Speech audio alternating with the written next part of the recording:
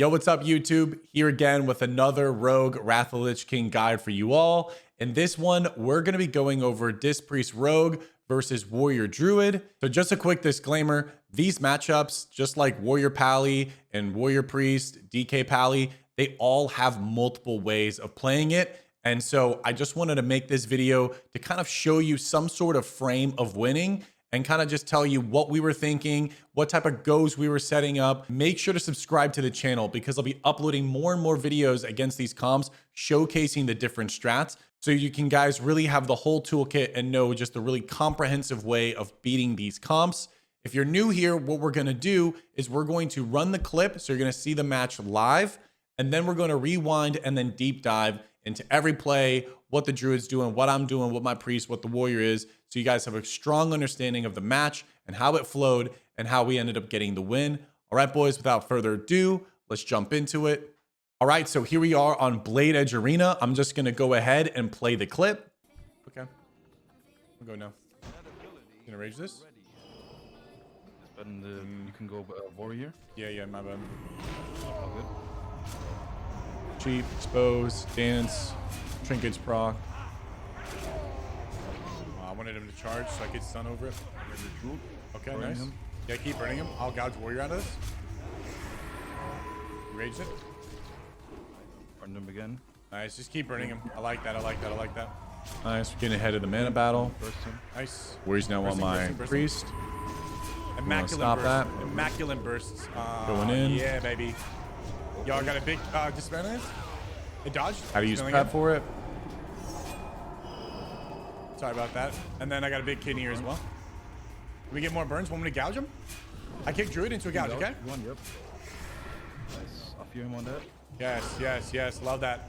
I can stop Warrior. I can Gouge stop Warrior. fear. Burn. Now he's helping me DPS instead of burning. Burn him here. Not bad. He's slippery. My gouge missed. I got a Smorns kidney. are the slipperiest, bro. Take that. Nice. Smorn Warriors. Fresh Rogue, by the way. Pulling on me. I'm not going to chain this. I can't actually anyways. You good? You good?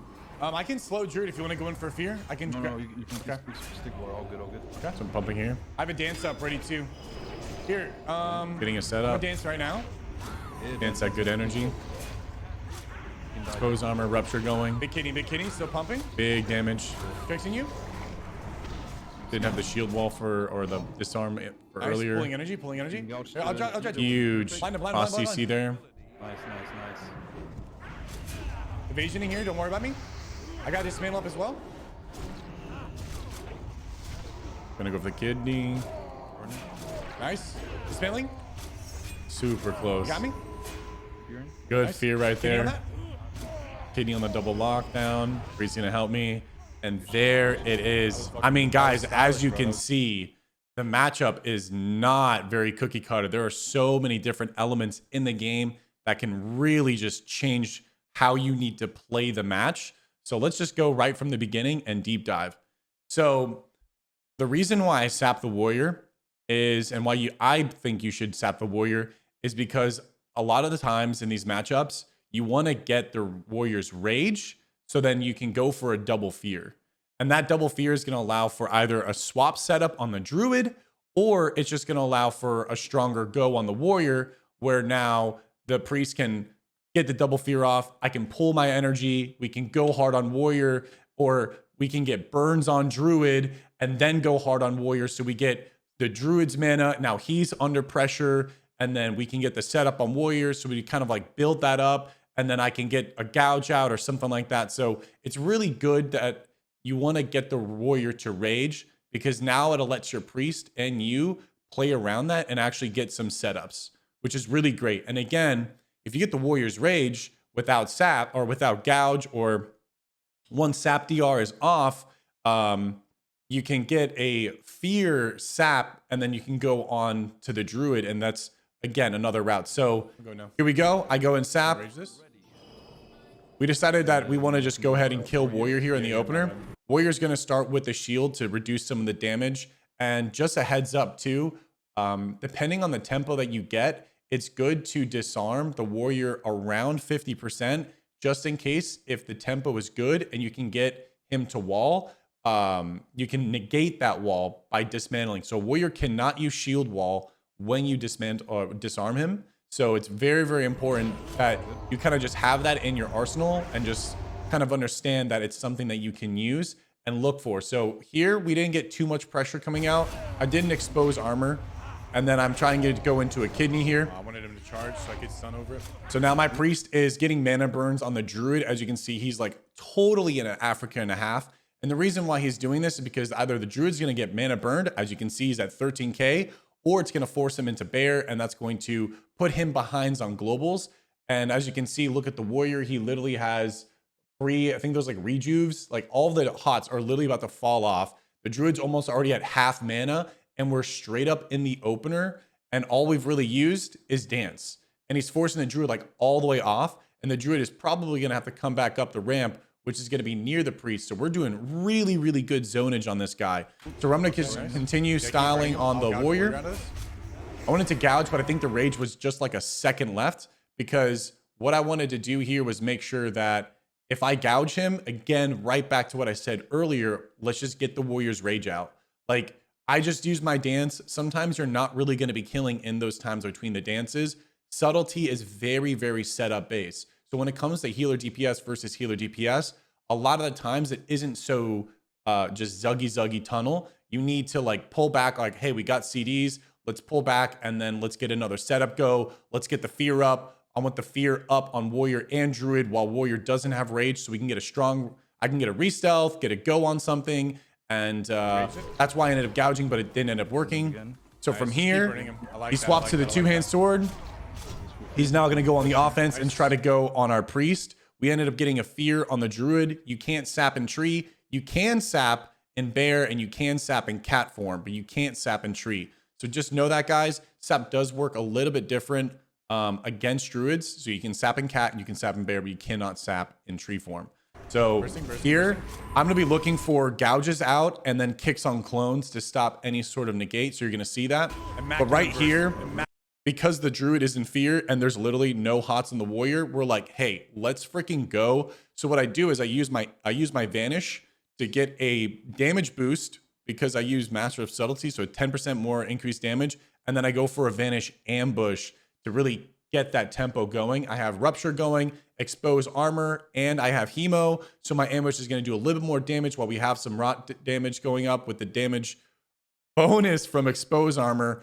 So a lot of things happening. Just wanted to kind of like show you guys what's going on, my thought process, because again, these are a little bit like a longer game because we just had our opener, and after that, I'm like, okay, if we're gonna get some sort of like new like next setup, I want the second setup to kind of be preemptively better or stronger. So I use rupture, I use expose armor, I use slice and dice. So if in that moment on the next go, we're gonna have a bigger tempo build because maybe we have slice and dice up still, or we have expose armor. And if it doesn't, that's fine. We still are keeping up high pressure while still going a little zuggy zug. Right here, it's been for the most part zug just because we've had the druid in our grasp so well with Haida being able to get every single fear off without the druid really kiting us too much. Oh, yeah, baby. So from here, the warrior blade storms. Now, disarm is very, very important. You have to disarm it immediately on the priest. It will absolutely eat your healer. So when this happened, you're going to see me.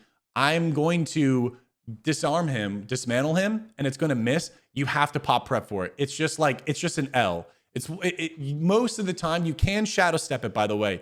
When the warrior is spinning, it's a super, super crazy. Not a lot of people know this. When the warrior is spinning, depending on where he's facing, that means that you're actually dismantling him when you're facing him.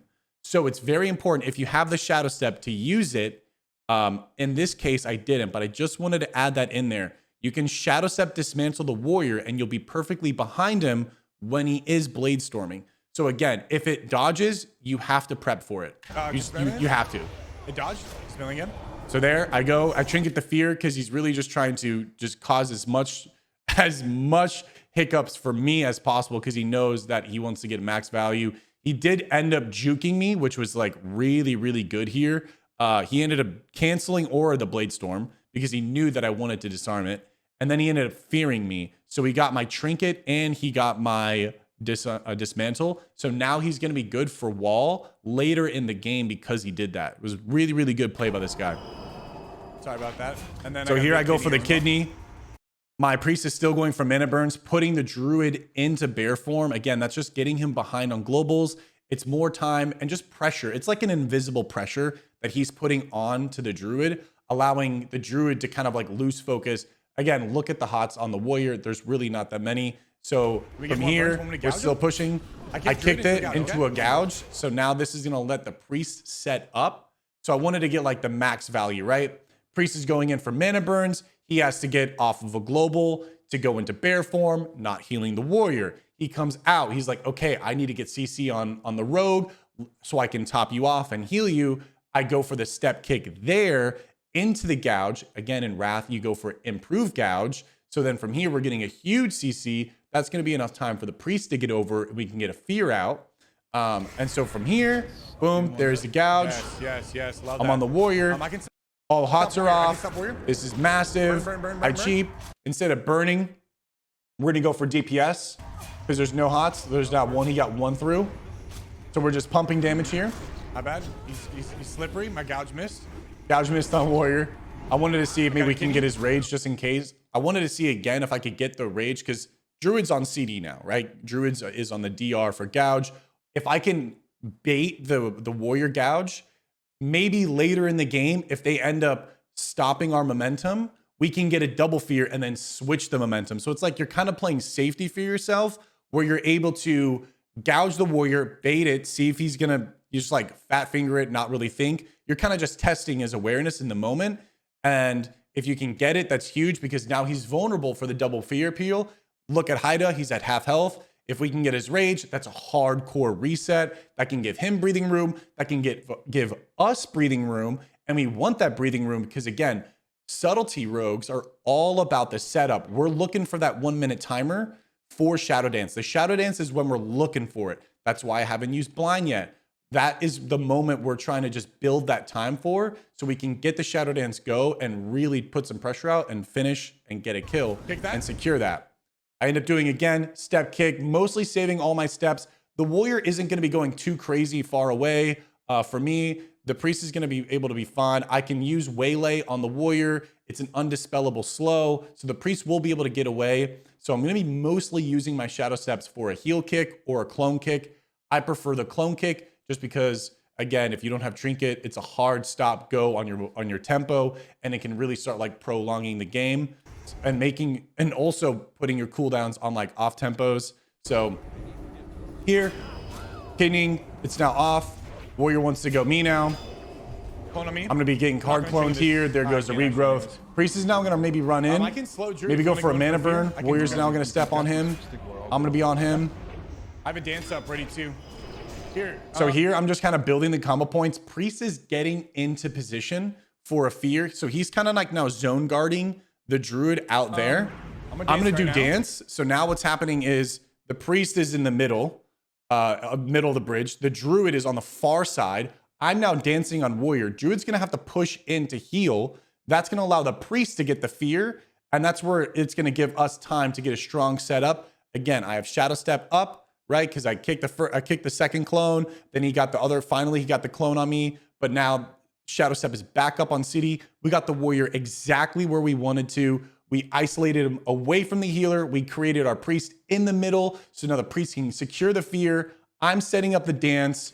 Boom, here we go. Really, really solid setup here. There's the kidney. Still pumping. So now there's the shield wall. As you can see, I actually had disarm. I should have disarmed and it would have been game. He wouldn't have walled it. Wall is serious, boys. If he's walling, he's fucking walling and he's not dying. He's really not dying. So there's wall. What we're gonna have to do is now we're gonna have to get some sort of cross CC chain. This was really beautiful. Again, first time playing with Haida and like really great priest. Goes for the MC. Let's stop the healing. Wall is still up. Let's just stop as much healing as we can. Now the druid, because the warrior CC'd, I'm now like, okay, shadow step. Let's get the blind up and then drop the MC and let's finish him off. I'll judge. Boom. Blind him, There it blind, is. blind, blind. Perfect stop on that. Warriors gonna charge me. Evasioning here. Don't worry about me. I got Big this thing damage up on as me. well. Warriors, again, Warriors with Shadowmourne are freaking scary boys. Priest is helping me.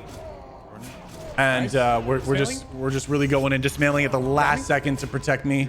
Nice. And then we were Hitting on able that? to get a fear DR, but was still able to pierce through the second wind and be able to secure that kill. And that's going to be it, guys. That is going to be how you can win as Rogue Priest against Warrior Druid.